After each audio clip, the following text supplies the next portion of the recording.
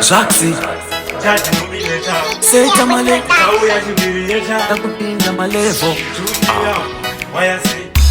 Boys, ndakanga ndarasika ndakamboa namwe ndasina tsika pafeya dziri kupisa handisi kurwadziwa newe handimborwadziwi newe chero zvikasinzi wawanikwa nhasi handisi kurwadziwa newe handisi kurwadziwa newe handimborwadziwi newe chero zvikasinzi wavamanimeka handimborwadziwi newe vakapera zviya zvekunyengerera ndaitombogara ndichinyengerera asi iwewo wakandinyatsisira uye kwandiri kundimakisira anzi hama dzako hadzisipo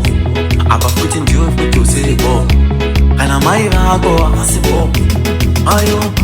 baba handisi kurwadziwa newe handimborwadziwi newe chero zvikasinzi wawanikwa nhasi handisi kurwadziwa newe handisi kurwadziwa newe handimborwadziwi newe chero zvikasinzi wavamanimeka handimborwadziwi newe ndiyeka akazisiya akazvishamisika ava kuchinja makiya akandisiya rudo rwedu rwava kutiziya akandisiya ndichimuda inilokatiya enda zvako bhai bhai handiti wakaenda nyama nendai wava kudei bhai bhai wakandisiya uchiti ndiri wai boys handisi kurwadziwa newe handimborwadziwi newe chero zvikasinzi wawanikwa nhasi handisi kurwadziwa newe handisi kurwadziwa newe handimborwadziwi newe chero zvikasinzi wavamanimeka handimborwadziwi newe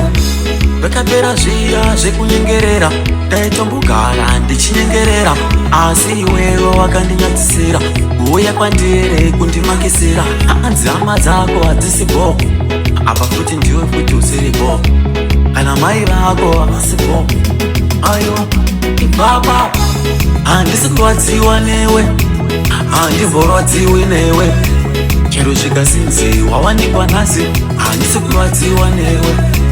handisi kurwadziwa newe handimborwadziwi newe chero zvikasinzi wavamanimeka handimborwadziwi newe ndiyeka akazisiya akazvishamisika ava kuchinja makiya akandisiya rudo rwedu rwava kutiziya akandisiya ndichimuda inilokatiya enda zvako bhai bhai handiti wakaenda nyama nendai wava kudei bhai bhai wakandisiya uchiti ndiri wai